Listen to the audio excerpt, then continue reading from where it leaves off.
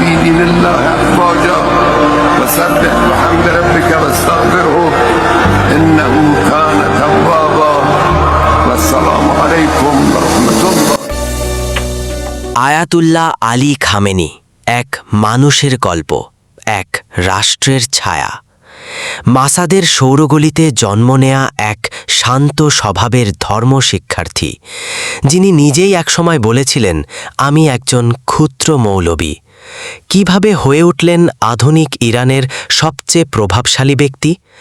এই গল্প শুধু একজন নেতার নয়, বরং এক রাষ্ট্রের দীর্ঘ রাজনৈতিক অভিযাত্রার গল্প।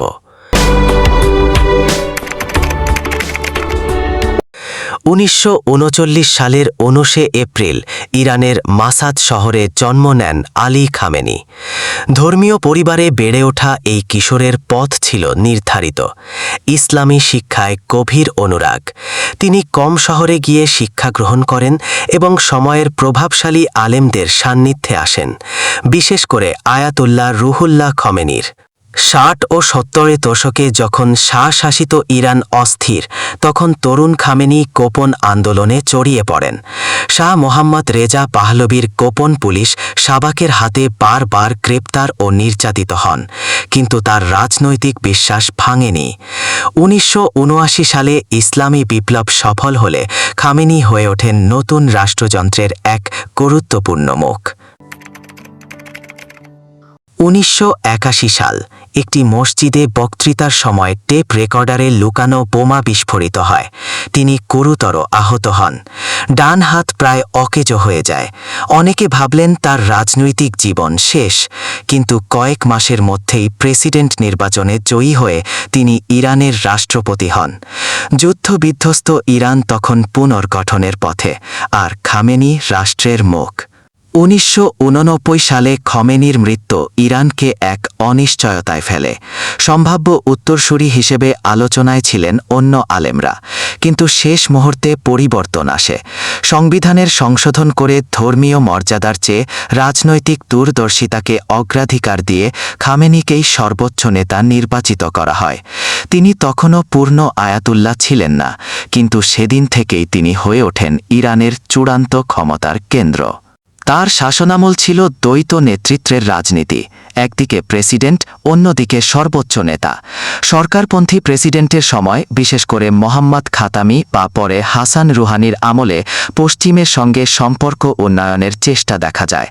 2015 সালে স্বাক্ষরিত হয় পারমাণবিক চুক্তি, কিন্তু 2018 সালে মার্কিন প্রেসিডেন্ট ডোনাল্ড ট্রাম্প চুক্তি থেকে সরে গেলে খামেনি এটিকে প্রতারণা বলেন। তার বক্তব্য স্পষ্ট, যুক্তরাষ্ট্রকে বিশ্বাস করা যায় না।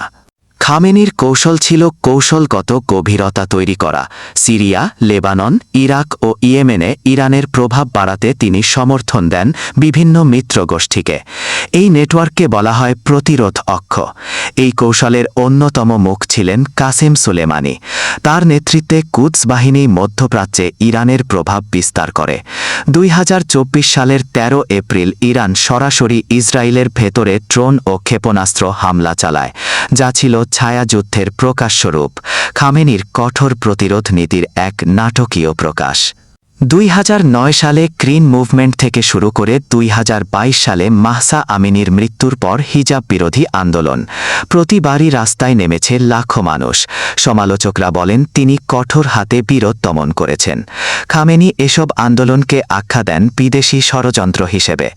ইরানের দীর্ঘ প্রায় 4 দশকের শাসনকালে রাজনৈতিক, ধর্মীয় ও কূটনৈতিকভাবে সবচেয়ে গুরুত্বপূর্ণ অবস্থানে থাকা আয়াতুল্লাহ আলী খামেনি 86 বছর বয়সে মারা গেছেন।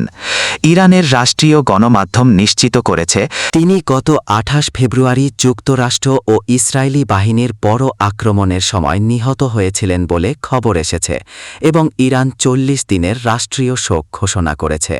খামেনি শুধু একটি দেশের নেতা ছিলেন না, 3 দশক ধরে তিনি ইরানের অভ্যন্তরীণ নীতির পাশাপাশি মধ্যপ্রাচ্যের ভূ রাজনীতিরও এক গুরুত্বপূর্ণ চরিত্র ছিলেন।